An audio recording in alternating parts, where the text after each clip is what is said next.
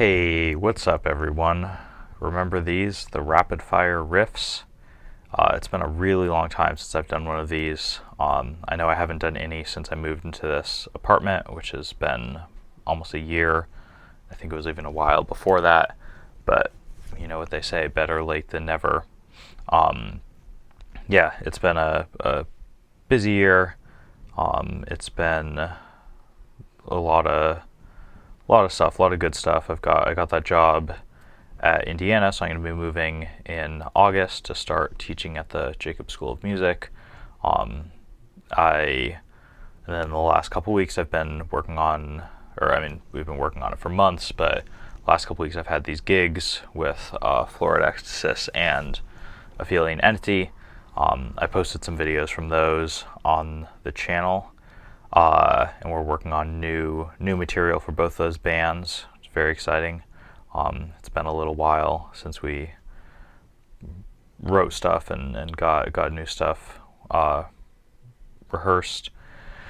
I think that lots of stuff going on. I think this will be the last rapid fire riffs for at least for a while. I am going to be phasing out the Patreon, or putting it on indefinite hiatus. So if you are a patron on there, I've already paused billing, and I will just keep doing that for a while, maybe get rid of it.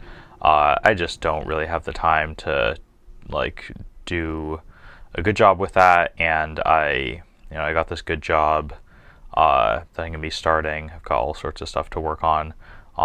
So yeah, I think it's best to let the Patreon go. I want to say a huge thank you to all of you though, because you all kept me kind of working on this channel and have been a huge help during some of the more difficult times over the last few years, or the times when it was a little harder to find motivation or harder to keep working on this silly thing.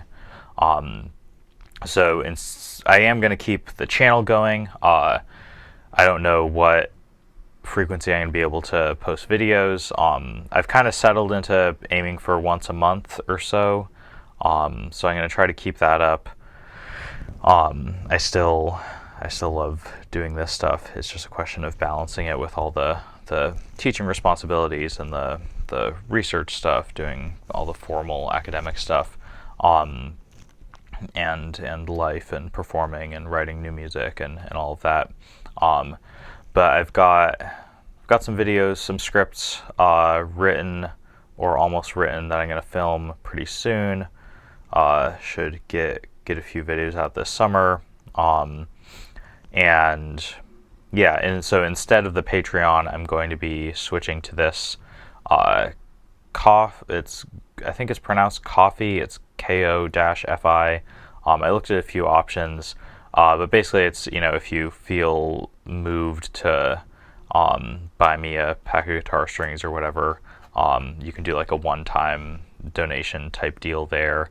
I might build that out a little more in the future, but I think that's going to be the better thing for now. But again, super big thanks to everyone who's helped me out on Patreon. It's added up. It's really been an inspiration to keep working on these videos. So thank you so much. And here is our last format of rapid fire riffs. The last one of these for at least for a little while. Yeah, we got five riffs to look at. Try and keep it rapid. I spent literally the entire day today trying to troubleshoot all the weird things in OBS because it's been so long and everything's gotten updated and out of sync and things have moved around. So I'm hoping everything works now. So the first riff is a section from a Contortionist song, which I love to talk about. I have a Contortionist video script that I've been kind of tweaking for the last few years. For whatever reason, I haven't quite gotten around to it. it's a lot to learn on guitar, but it's like one of those things I'm still kind of like working out on some of the ideas, but I love the Contortionist. And so this request is for a song from Intrinsic album, which was their second album after Exoplanet. Hey, what's up everyone? Remember these, the rapid fire riffs? It's been a really long time since I've done one of these. I know I haven't done any since I moved into this apartment, which has been almost a year. I think it was even a while before that, but you know what they say, better late than never. Yeah, it's been a busy year. It's been a lot of stuff, a lot of good stuff. I got that job at Indiana, so I'm going to be moving in August to start teaching at the Jacobs School of Music. And then the last couple weeks I've been working on, we've been working on it for months, but the last couple weeks I've had these gigs with Florid Ecstasis and Aphelion Entity. I posted some videos from those on the channel, and we're working on new material for both those bands. It's very exciting. It's been a little while since we wrote stuff and got new stuff rehearsed. I think that, lots of stuff going on.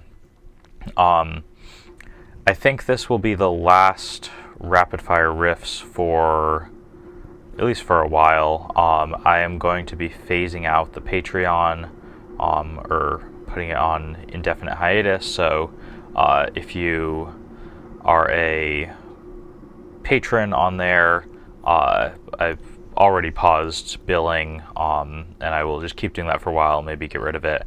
I just don't really have the time to do a good job with that, and I got this good job that I'm going to be starting. I've got all sorts of stuff to work on. So yeah, I think it's best to let the Patreon go. I want to say a huge thank you to all of you though, because you all kept me kind of working on this channel and have been a huge help during some of the more difficult times over the last few years, or the times when it was a little harder to find motivation or harder to keep working on this silly thing. So I am going to keep the channel going. I don't know what frequency I'm going to be able to post videos. I've kind of settled into aiming for once a month or so.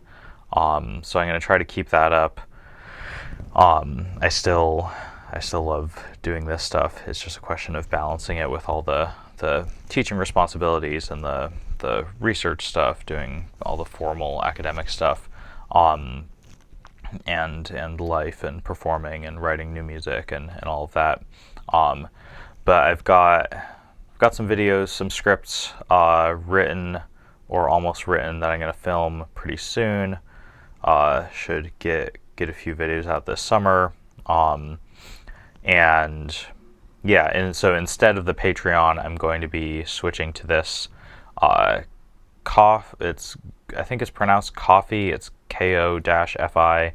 I looked at a few options, but basically it's, if you feel moved to buy me a pack of guitar strings or whatever, you can do like a one-time donation type deal there. I might build that out a little more in the future, but I think that's going to be the better thing for now. I love this album especially. Very different from their more recent stuff. If you're familiar, they used to be a lot more of kind of like a tech death band, and now they're kind of more of a prog band. So yeah, it's from Cortical, and it is the riff that starts at 122. Question is about notes and meter. So basically everything.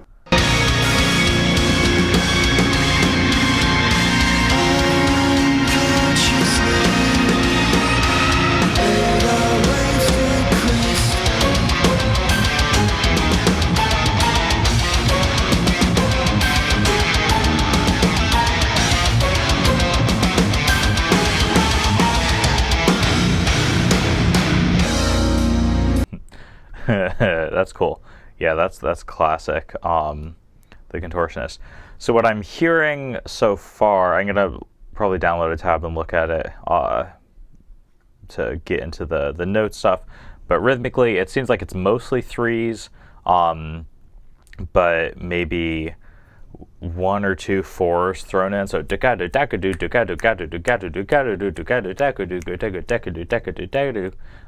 know if that's exactly it.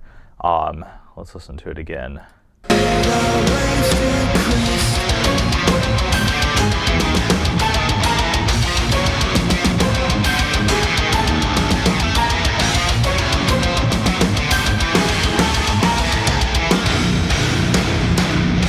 Yeah, so it's hard to hear that because the like contour pattern in the guitar, so the palm muted to open stuff is changing. So instead of like always having dunkadu dum like palm muted dunkaka, it's kind of like dunkaka gungunkanka gungunka gungunkanka.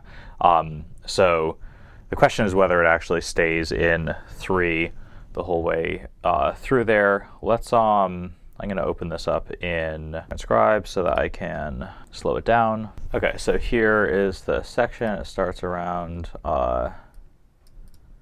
here. Let's just say like this is kind of like a starting thing. Okay, over here I turn this down a little.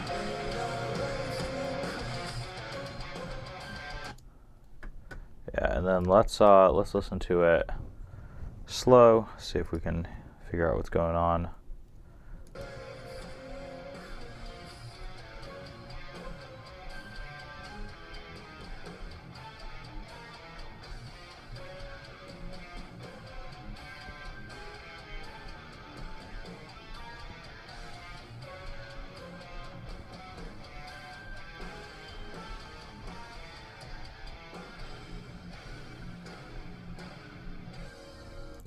Yeah, so those last 3 chugs at the end, dunka dunka, they make it kind of reinforce the 3 feel of it. Let's go even a little slower. I don't think it's actually exactly. I don't think it's actually unchanging 3s after listening to it. Here, let's do it again. See if it works out.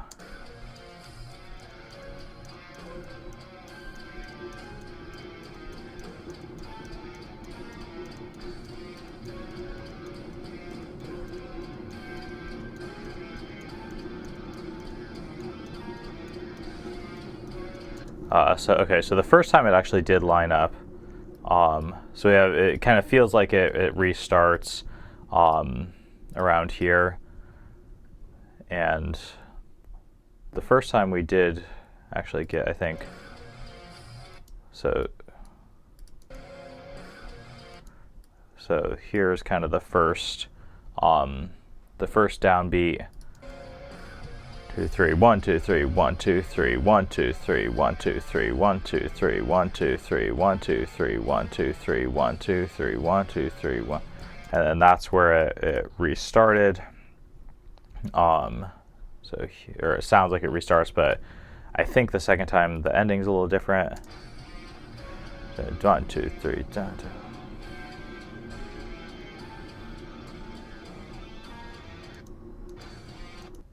Yeah, so I think that last one's 4.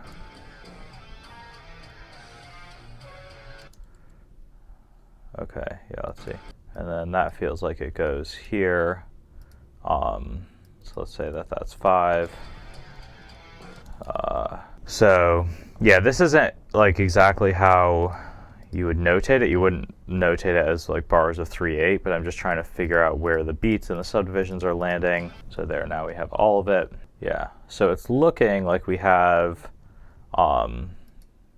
this like 3 feel, and then we have or 3 feel for the first time, and then let's say that this is actually the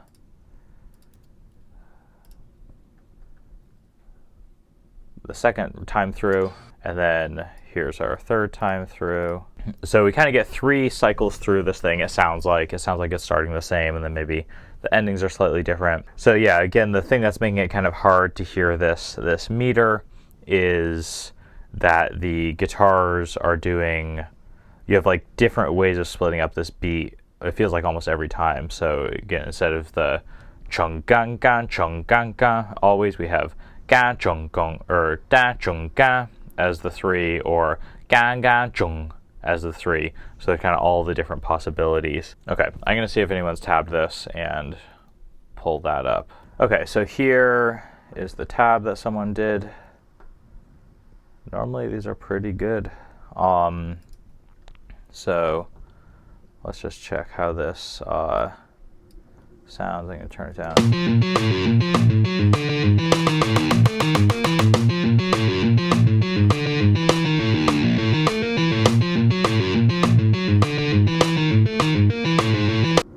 Okay, so they're parsing it kind of the same way as me with this. You can hear this kind of clear opening thing. This perfect this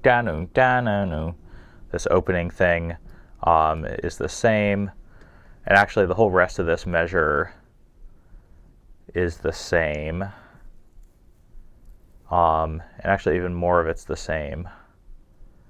It's really only after this point that the 3 different endings are different, right? So really we have 19 beats of stuff that are the same, and then yeah, like the first one's short, and this is saying the other 2 are the same length as each other. Oh no, sorry, not really, because this yeah, the last one is longer by 1/16, which is what I said.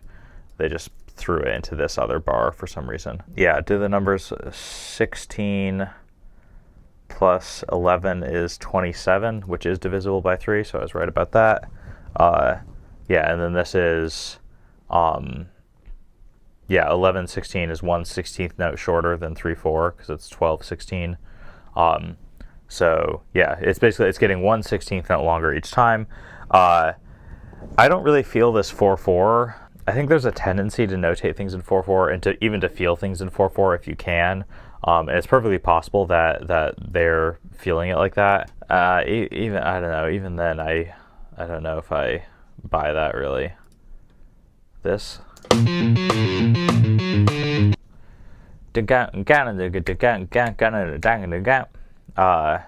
As opposed to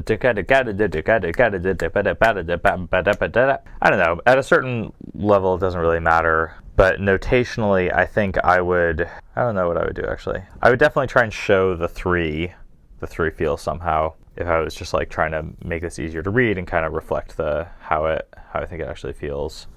Yeah, because the cymbals are also hitting every 3 in there, which like really makes it easier to feel the 3, especially because the 4/4, like if it was 4/4 all the way through, then it makes sense to hear something as 4, even if it's kind of against the grain of the surface of the music. But if it's 4/4 and then some other weird stuff, there's not really a compelling reason to hear this in 4, especially if it's like, if it was just like a 4/4 thing and then the rest was always different, but it's not. The stuff that stays the same continues even longer past the 4/4 measure. So yeah, I think I would hear this in 3. No one really cares about all that stuff, or there's probably like a few people. But okay, other half of the question is about the notes. So I'm going to what tuning? Okay, so it's just a 7-string tuned down a half step. I'm not even gonna bother getting out the 7-string. Okay, so.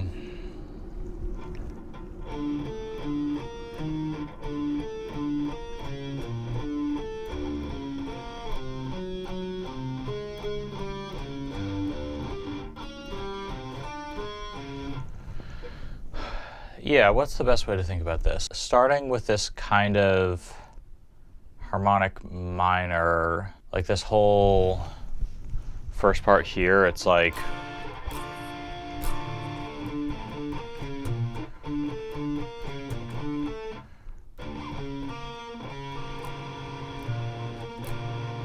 and then we have this, you know, so we can think about it as like this kind of minor chord, minor shape,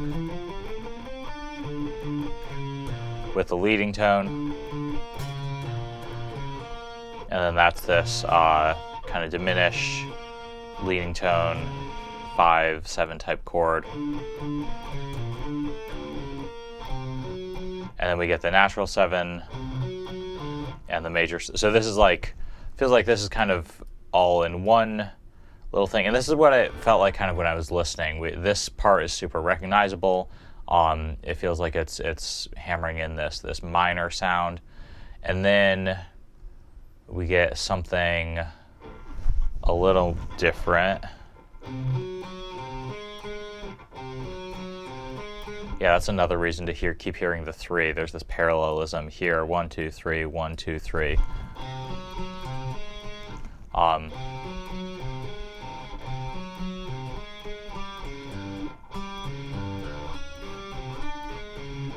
Yeah.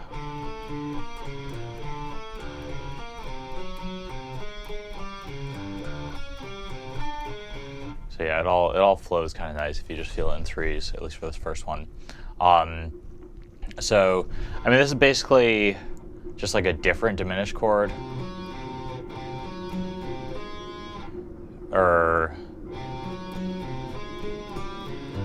And then another different diminished chord, or it's the same diminished chord as before.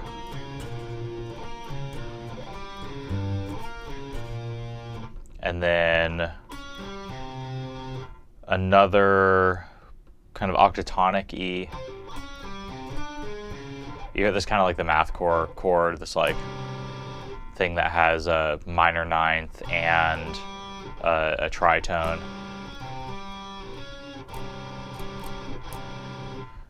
Or the other kind of math chord is the tritone on the bottom. But either way, you get interval class 1 and interval class 6, which are kind of the two crunchiest ones, and you get a minor 9th, which is super crunchy.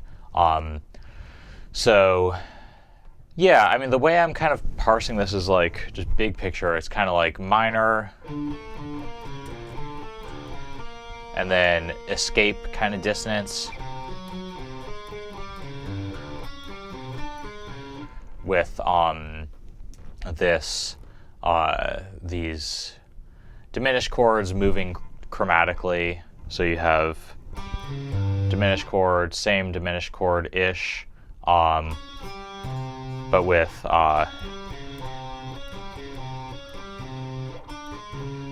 that I don't think there's any 12-tone row business going on here. They did that. They've done that later in later albums. I remember actually talking about a riff in a rapid fire riffs video where they fill out the whole 12-tone row. But this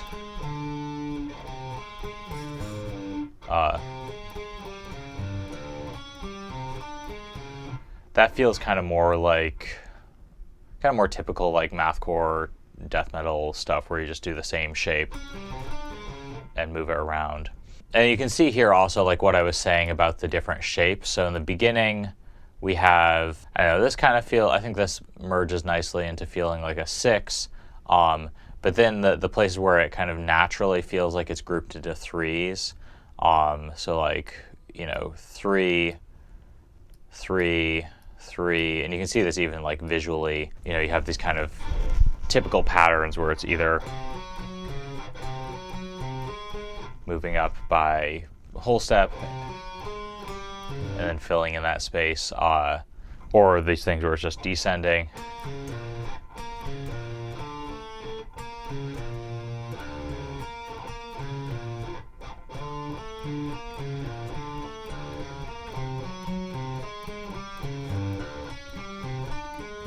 But basically, that's contradictorations collapse.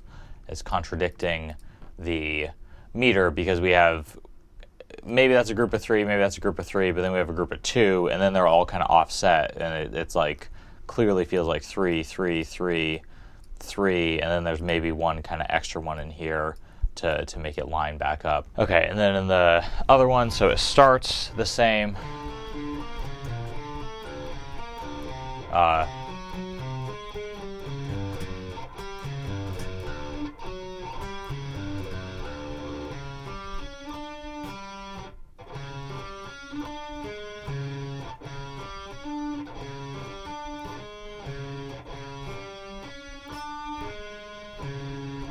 So that's kind of the same idea. Notes are slightly different, but we have kind of this chromatically ascending, these chromatically ascending planed dissonant diminished chords, give or take some octatonic business. And what about the last one?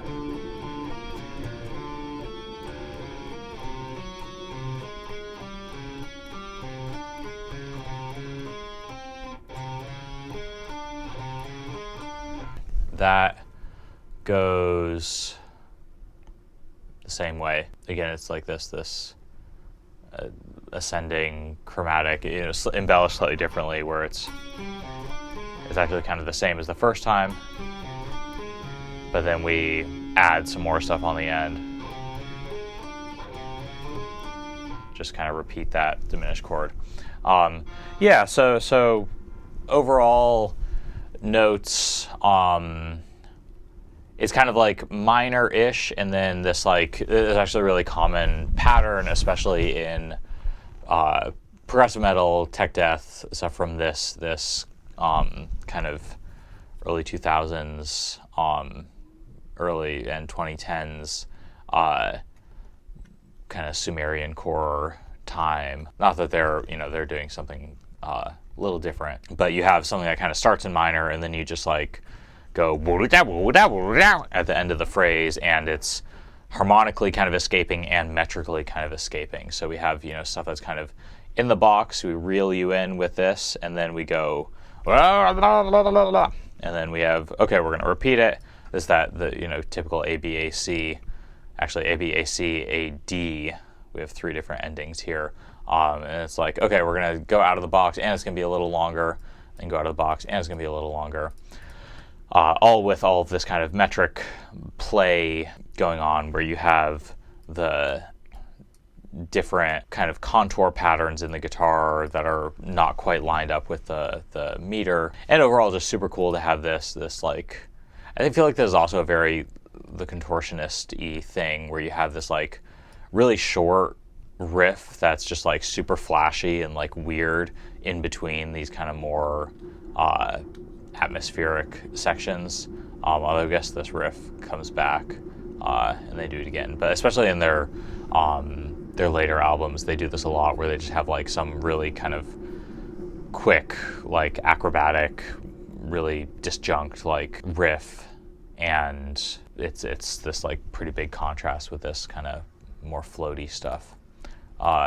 Cool. So that's riff 1. Okay, next one is a request for this band Brie. I'm actually not sure how to say that. Let's listen to it. So a question about rhythm and harmony in this riff at 207. Let's see.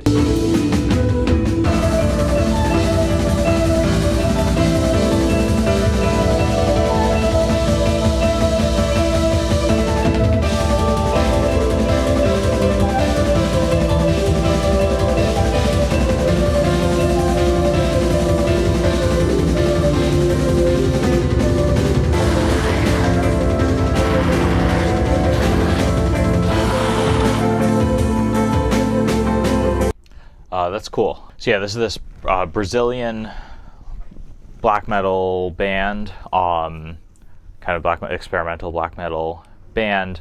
The same person behind Katira. Those are the albums I know better. Yeah, this kind of chimey, like, I don't know, like these kind of like tessellated, like mesmerizing ostinatos, kind of more delicate guitar and other instrument textures on top of blast beats with harsh vocals. Really, really kind of cool, beautiful stuff. Yeah, let's listen to this again.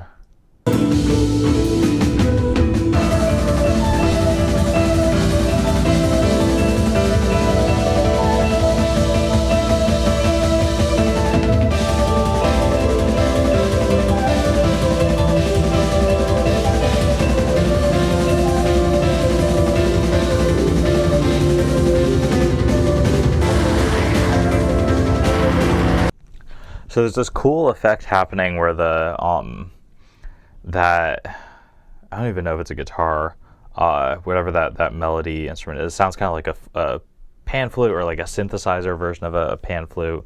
It might be like some Brazilian instrument. I know this artist, at least in guitarra, there's some like Brazilian indigenous instruments, but there's kind of this cool effect where it's like sliding down in pitch, but it's not like a linear gliss. It feels like it's kind of like just filtering out the higher overtones or something. So it's like moving down almost by like in octave. Yeah. Let me see if I can get these notes, these here notes. That's kind of the basic cell. It's this like pentatonic thing. And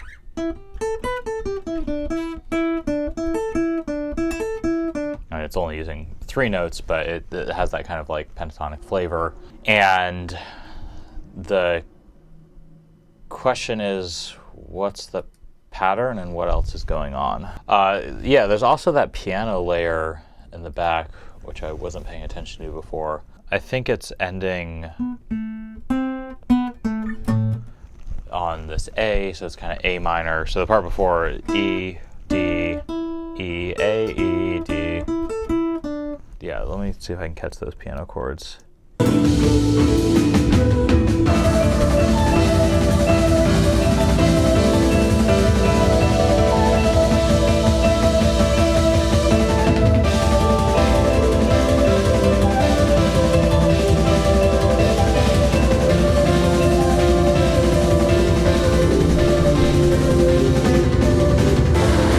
Yeah, so I think maybe actually getting those piano chords will be the more interesting thing. So starts like here. Let's listen a little slower. Yeah, so it definitely lands on this minor chord here, this A minor chord there. For the second half of it, the guitar chord or the piano chords are 1, 2, 3, 1, 2, 3.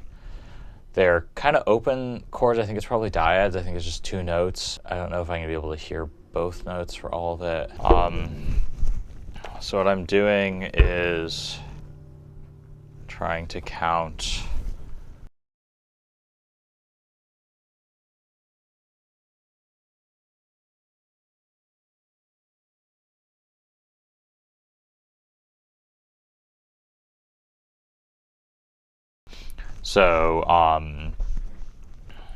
it's 1, 2, 1, 2, 3, 1, 2, 3, 1, 2, 3, 1, 2, 1, 2, 1, 2, 1, 1, 2, 1, 2.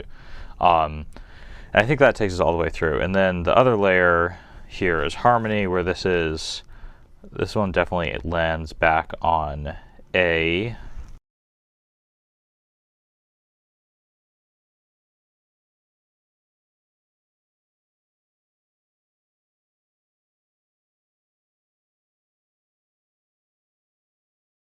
Okay, so I spent a while on this.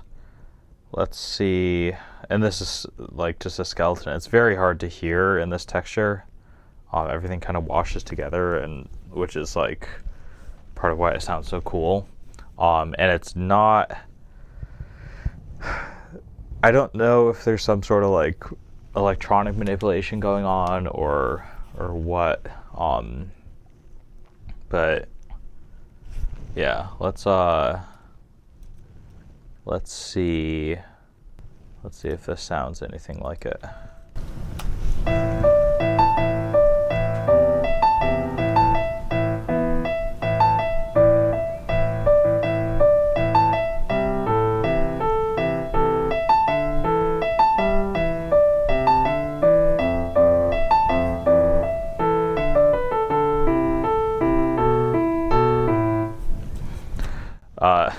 Yeah, so I think that's kind of it. I didn't get all the piano notes, but the basic idea is that you have this looping ostinato on the top, which is that like flute synth sound, whatever. I didn't put it in this, but it's also going lower each, like kind of jumping down an octave a couple times. And then the but it's not repeating the exact same thing, so it's kind of like getting stuck and repeating some of the notes a few times, and the piano chords are also kind of irregular. Like I said, there's more notes in these. I just got kind of like the easiest one to hear. So it's not straightforward. It's very pretty. It's all very tonal. It's all like very A minor pentatonic E. There's an F in a couple spots in there, but that it's harmonically very inside the box, and it's kind of this wash of all these different layers that are interacting in these cool ways. It's also very like fifth C and fourth C, which is typical of this kind of style of black metal. This is the liturgy. This was suggested by Vivian from Victory Over the Sun, which is also you know clearly this is a or maybe this is a point of influence for her for that. There are a lot of those riffs that are very open chord, very power chord, and then you add a ninth, and then so it's like stacking fifths or stacking fourths. I need to stop bumping the mic. Yeah, it all kind of comes together in this cool texture. Yeah, it's the kind of like the way it's mixed too. It's just like everything sounds very far away and very like it all. Yeah, it's very washy. It's very kind of ethereal sounding, which is really cool. Yeah, I'll listen to this thing one more time.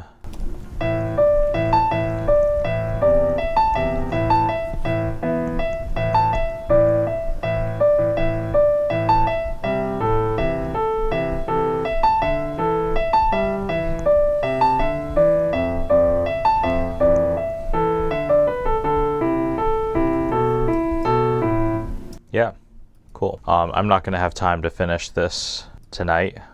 Got to go to the Beyonce concert, but I'll get to the other 3 riffs. Classic me style. I told myself I was going to be quick, and I spent an hour and a half on the first 2 riffs, but that's all right. I will get to the rest of them tomorrow. Okay, I'm back from the Beyonce concert. It was sick. Biggest concert I've ever been to. It's just like crazy. All the production stuff. Nice, fun time. But we got riffs to get back to. So the next one is a riff from Cynic, from Focus, from the song Sentiment. Cynic is a band that I've had on my list of to do on make a riff about them. I have a few kind of ideas, but nothing's quite coalesced yet. So maybe this will be a fun one to look at and maybe make a full video about at some point. So it's this section at 1:45 and then also at 2:39, which is apparently sticky. Let's see.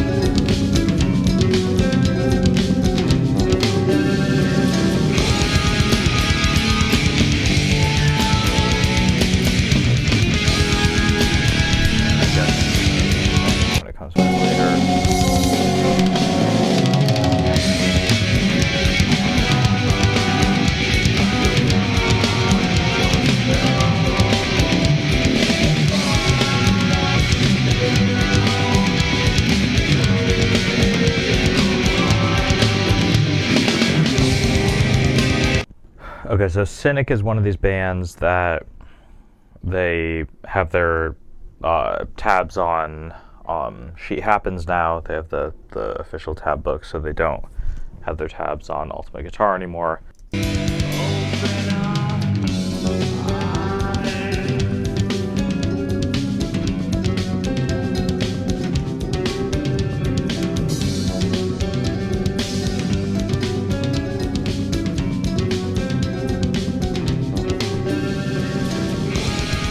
Alright, so there's 2 guitar parts. There's the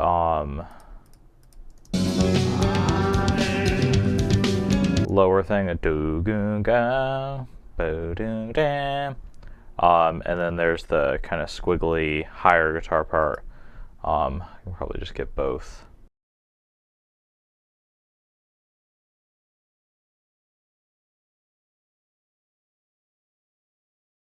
Okay, that took me longer than it should have, but I got the lower guitar part down, so it's just kind of this octave thing.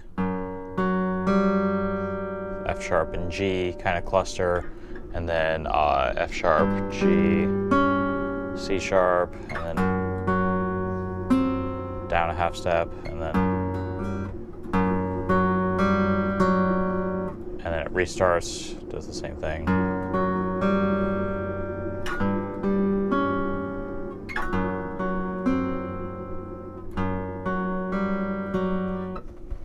I mean, super dissonant, it's another one of these things where you have these minor seconds, these half notes, and tritones are also moving up and down by half step.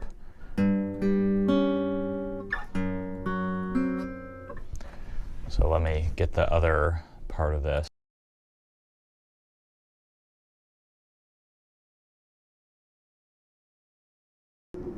Okay, so this is just a sketch. It's not like a super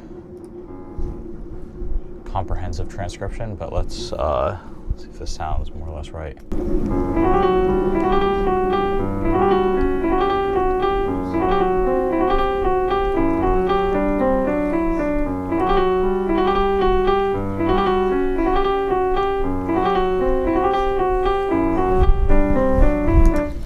Yeah, something like that.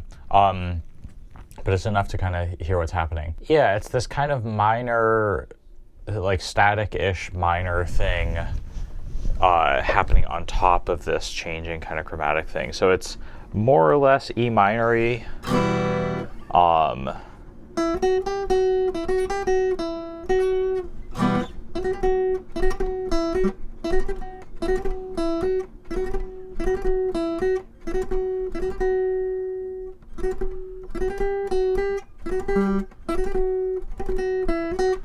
Actually, that's what's happening the second time. It's going there. So yeah, there's just this this minor trichord,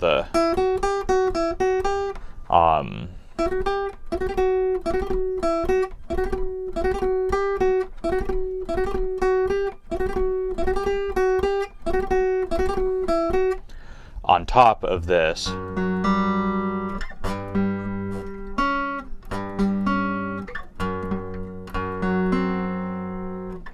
So, I mean, technically it's all notes from E minor except for the C sharp.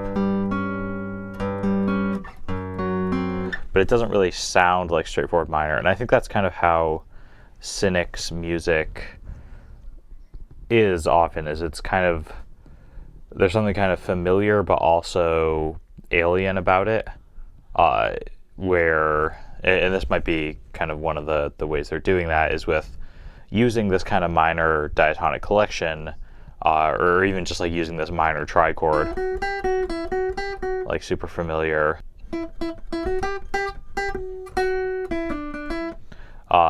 But adding in one note and then also kind of shifting the whole way it fits together with this parallel chromatic motion, emphasizing these tritones, these minor seconds, and having this kind of static thing on top of this shifting. It's not even, I mean, it's kind of an arpeggio, but it's really, it's like an octave and then an interval. Oh, sorry.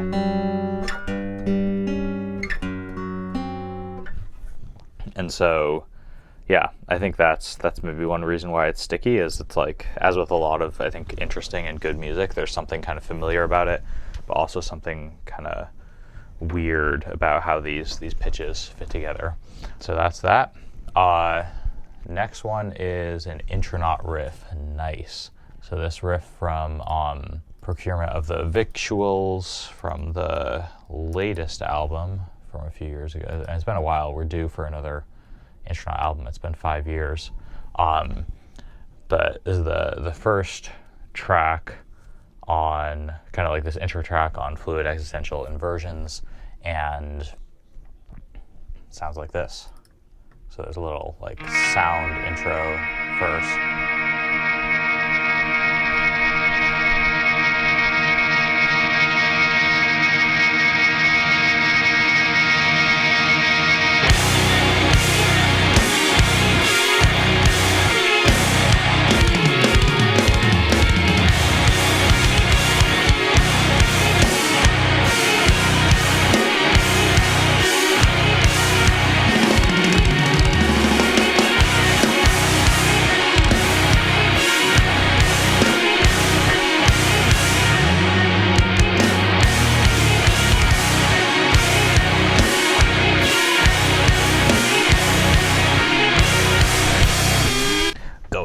Just let it melt on your tongue. Yeah, I love this album.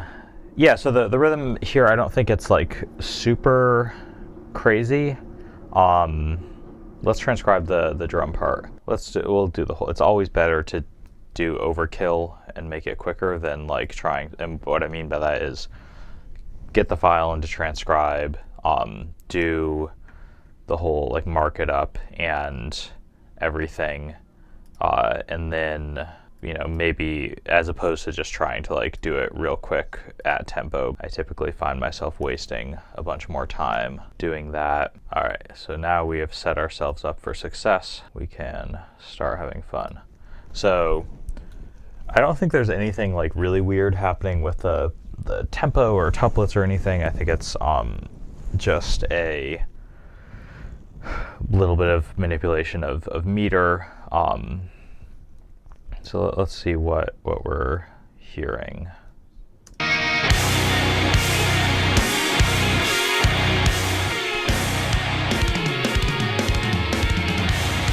So we kind of have like a few phrases.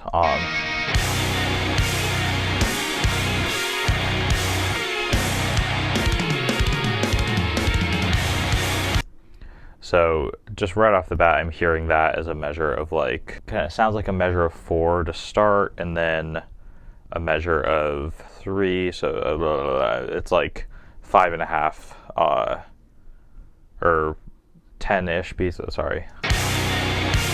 3, 4, 1, 2, 3, 4, 5. Yeah, 5.5 beats. Okay. In the second measure. So a measure of 4, then a measure of like 5.5-ish. Let's see if that's right. We definitely have duh, duh, and then duh, duh, duh, duh, duh, duh, duh.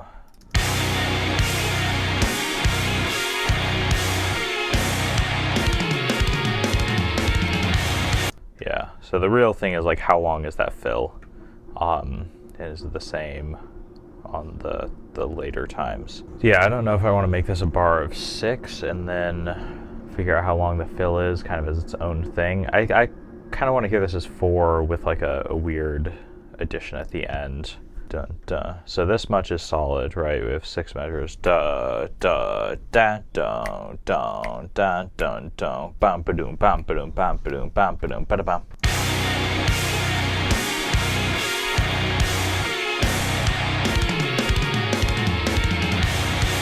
Okay, so it's just 12 little groups of 3 3/16ths. Da, da, da, da, da, da, da. So I just need 1 extra beat here, right? So this is 13.4 seconds, so we want the second measure to be 16.75-ish. Yeah, okay, it is 5 measures, or 5 beats in the second measure. Yeah, so the thing is the fill is kind of weird, and it's kind of flammy. Like the playing is like intentionally a little bit like loose feeling. I don't know, I'm just doing like a rough approximation of what these drums are. Let's slow that down. Let's play the tapes back slower. Okay, yeah, that's what it is. He's playing 5 30-second notes out of the group of 6. And it's starting with a snare, actually. So kind of like that, right? And then let's just add the cymbals in.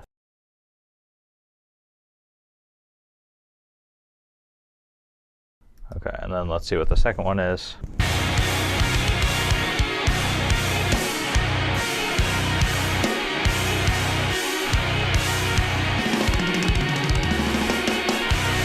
So this one's a little weirder.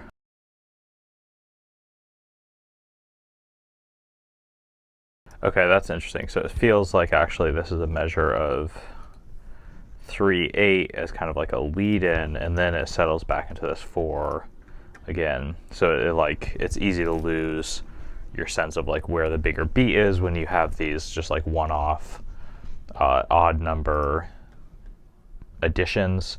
And the other thing too is that this rhythm where you start a triplet on an offbeat, so da da da da da da da da da da da da da is really hard.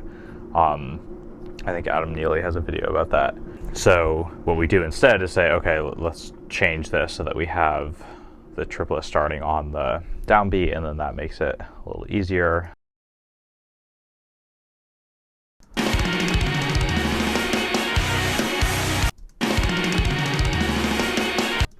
So that sounded like a bar of 11/16 to me. I don't know about yous all.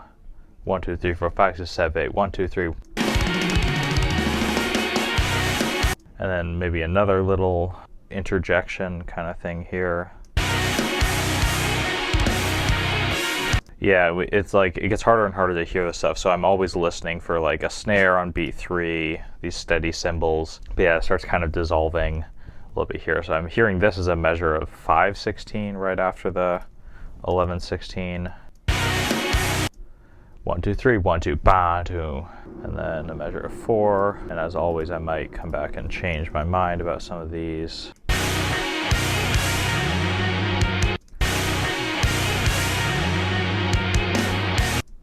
I think that's actually also a measure of 4 2 3 4, and then maybe another measure of 3/8 as this little interjection.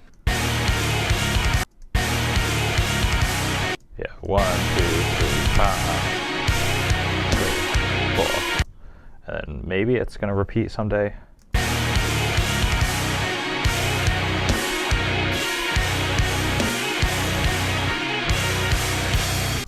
And then it kind of fades into that last little thing. Get back to 4/4.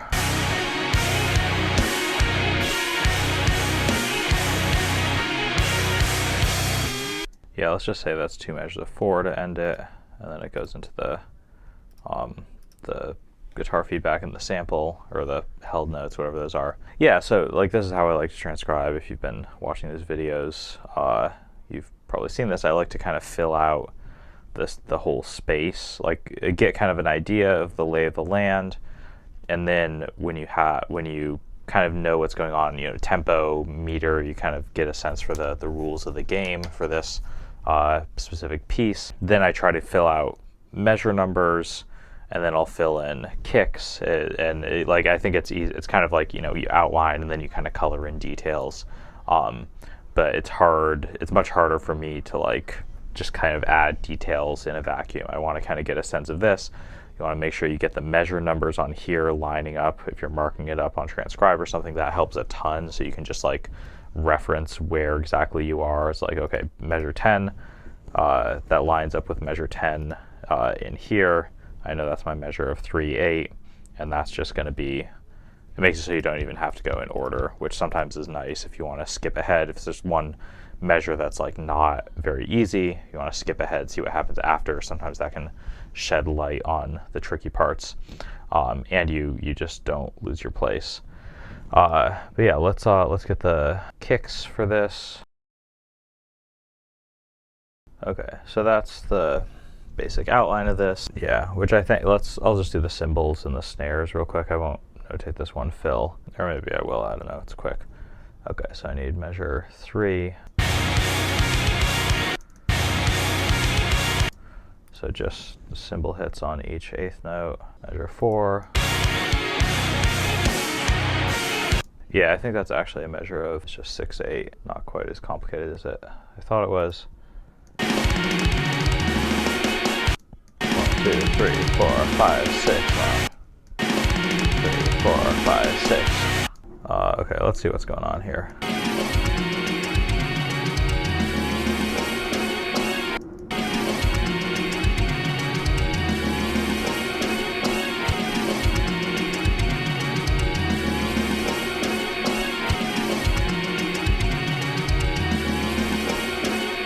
Yeah, so those are really fast triplets, because I know that those 3 snares at the end are 16ths.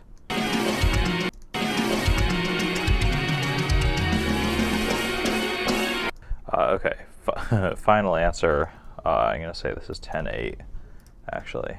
Yeah, I mean, like, I could...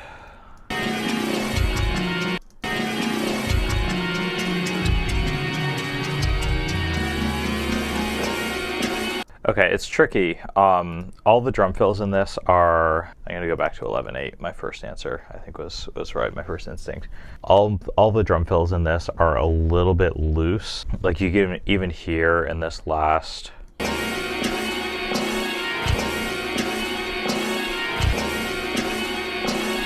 It's kind of like they're getting slower, each of those hits.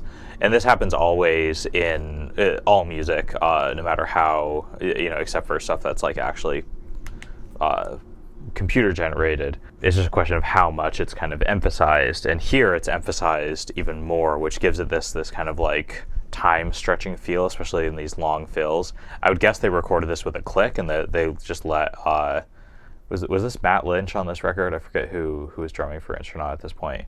But it was, like you give him a chance to kind of play around with that click, which is, so the beat is rigidly measured, but there's kind of some flexibility to push and pull within that. So my best guess at this is that there's a 11 eighth notes worth of space here, and I'm just going to say it's like 8 eighth notes worth of 32nd note triplets, right? Or 5, 6, 7, 8. Yeah. So basically fitting 24 notes into this space and then rushing that a little bit so that he can slow down a little bit for these last 3/16ths, which is like sounds cooler, right? It sounds more like it has this kind of personal touch. It's also more confusing for the meter. If you're interested in this type of stuff, there's a really cool book that came out last year called Swing Lines by Fernando Benedon, and he gets way deep into like ways of thinking about these types of rhythms in a bunch of different types of music. No metal, I don't think, but neo-soul, jazz, hip-hop, various traditions from outside of Western music, where all of this stuff is just like so important a part of the musical language that it doesn't make sense to think of it as like, well, it's on the grid, but it's kind of a deviation from that or something. Instead, it's like thinking about it as like, oh, this is what the music is. We don't need to necessarily reference like rigid subdivisions or anything. Why do I have 2 measure 5s? This is a weird glitch that happens in Dorico sometimes, where it's like if you change the length of the bar a couple times, sometimes it gets wonky. Okay, and then let's just see what notes are they even doing here, or what drums are they hitting roughly.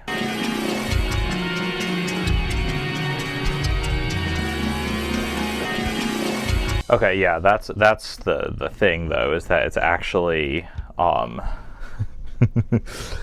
it's actually 23 hits in the space, and that's how he's doing it. Is he's got 23 of these really fast note values in the space of 8 eighth notes, and that leaves enough time for this. So I'm gonna be like really kind of kooky, and I don't know if there's an easy way to change this. So what I actually want is a 23 to 32 tuplet here.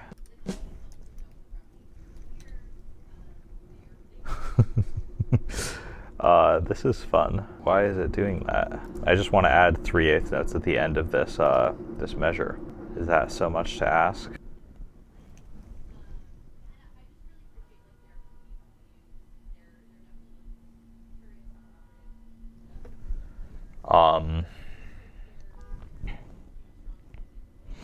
This is such a silly thing to spend a lot of time on, but it's like piqued my interest. Why is this doing 253 and 115? Okay, well, whatever. I'm not sure why that's doing that, but I'm going to do the easy workaround, which is to just have a measure of 316 here. There we go, boom. And this is also not quite right because these are, I think what's actually happening is it's actually just 23 triplets, and then that gives him a little bit of time to make up that triplet at the end, which is maybe how I should notate this anyways. So if I get rid of that, whatever. And of course I'm dealing with things that you can't really hear the difference with. I mean, you can hear the difference.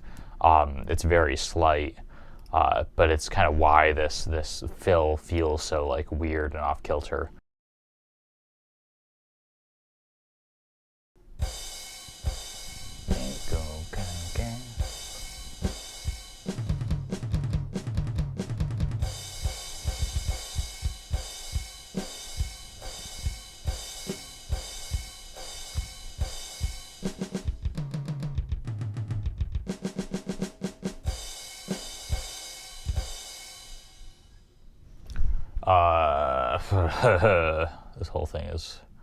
This stupid thing is wrong because it's 23 to 16 actually.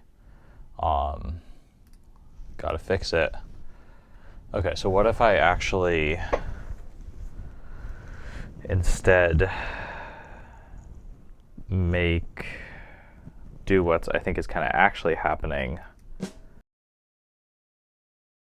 and then there we go. All right, super simple, easiest day in music school of the world, in world history. So that's what this fill is.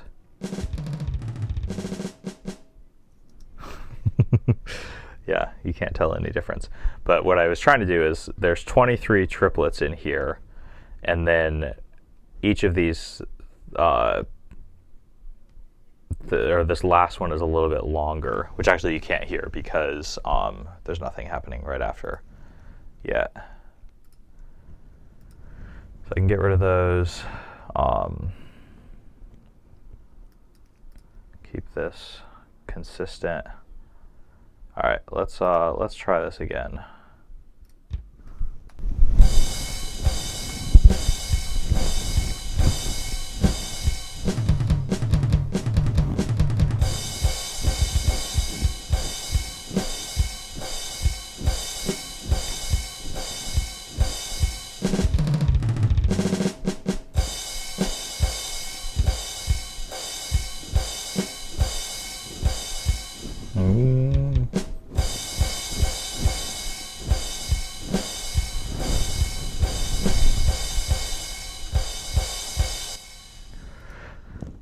All right, there we go.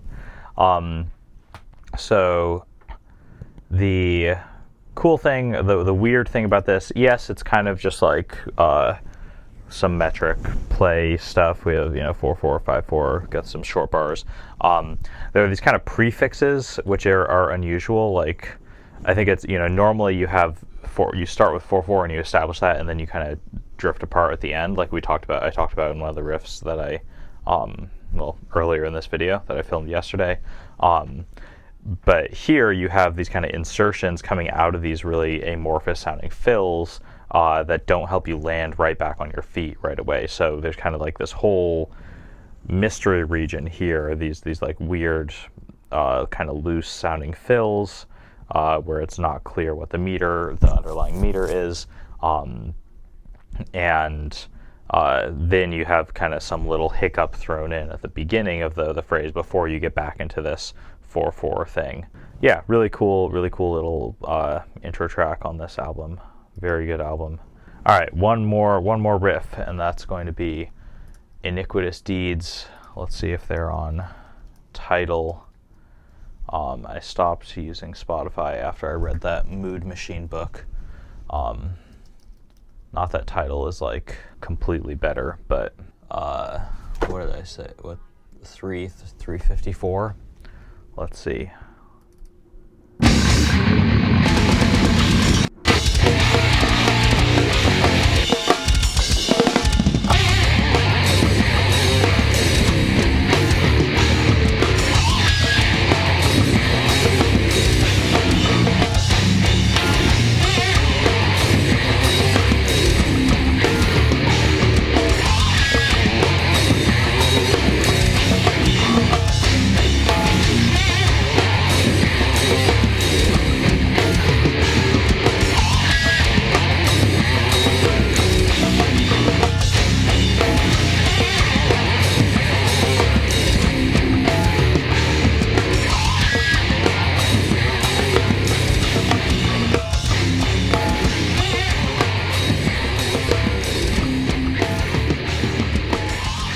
That's cool. That's a really cool kind of like take on this like tech death outro, tech death climax thing, because it's like doesn't really follow the things, but it is like an album closing riff.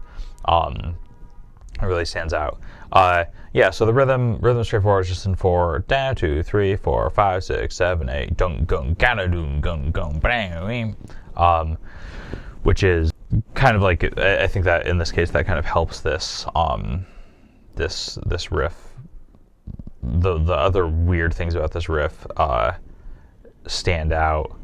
The main one is that it's like, I mean, like the main thing is that there's this like really wide noticeable vibrato on all the guitar stuff. Imperial Triumphant used to do this a lot, a bit on Abyssal Gods and on the Incesta EP.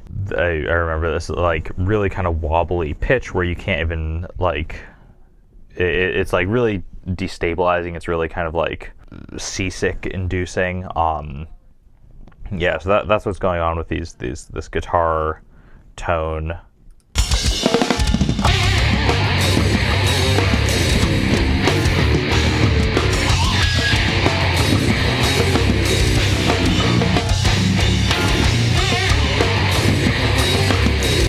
There's also pinch harmonics thrown in, and I think it's also like bouncing from ear to ear a little bit, or at least not all of the notes are played by both guitars and both ears, which makes it like even more kind of destabilized sounding. It has this kind of very familiar like kind of antecedent consequent structure where it's like high high high high high high high high low low low low low low low low, and you know, in this very kind of familiar phrase structure, this idea that I've been thinking about for a while, but especially in the last couple months. I had that video about Red that talked about this a little more, but this idea that it's like the further you pull in some direction, it can be good to keep some other direction, kind of counterbalance that by making it more predictable. So having this really weird kind of guitar tone counterbalanced with this like pretty predictable, pretty familiar phrase structure is kind of nice. Also helps with this like album closer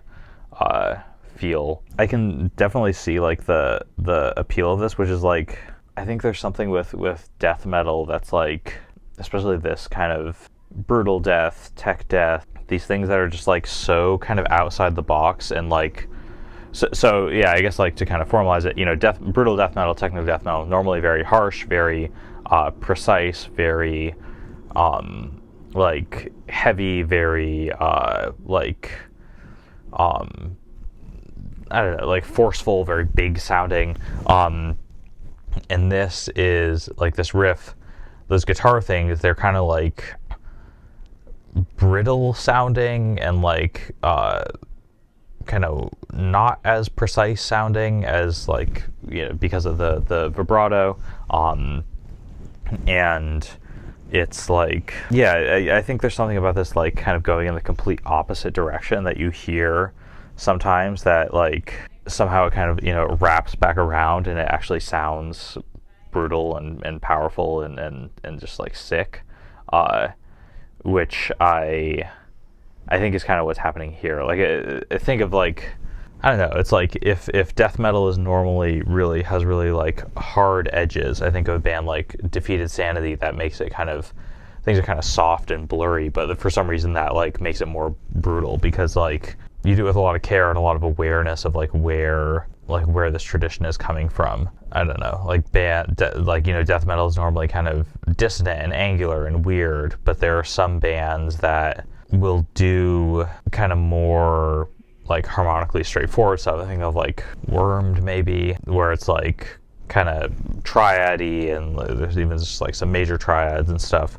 But it's like twisting the meaning of it completely back around so that it just like feels super heavy and reinforcing the aesthetic instead of contradicting it, even though like kind of at a sonic level it is contradicting it. Yeah, and it's just like a lot of this stuff too, it kind of, you can swing it so it sounds like evil and it's maybe just like a slightly different flavor of being heavy. Yeah, I think there's like, I think one of the like most comprehensive and rigorous and also kind of widely applicable theories for like how music cognition works is laid out in David Huron's book, Sweet Anticipation, which makes this argument that music is all about expectation, which is kind of more and more, I think, true of how people think of cognition generally. It's like your brain is a prediction machine because if you're good at predicting what's going to happen, that increases your chances for survival.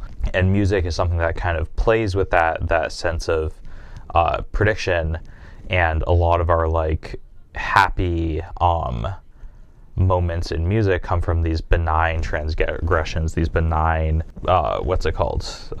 denials of what we expect to happen.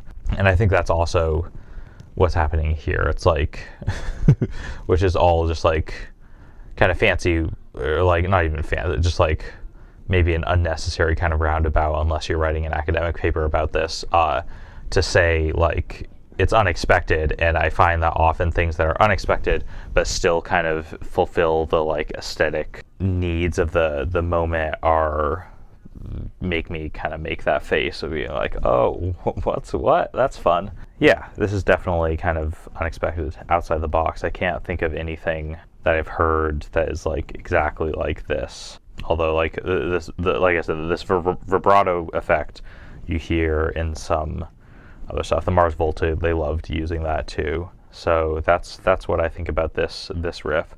I haven't listened to this album in a really long time, and I don't remember this riff, so I don't think I even listened all the way through. So I ought to do that. I think that will take us home for this last Rapid Fire Riffs video. I don't know. Yeah, I might do something where I take requests or whatever at some point in the future, but at least for now in this form, I think this way of doing things this will be the last of this for now. But like I said, I'll be back with more videos. I have some cool videos coming up. If you give you a little teaser, we got been working on this for a little while. Immortal Bird, one of my favorite Immortal Bird songs. Still filling in stuff, but I have the whole yeah, so here we go. Yeah.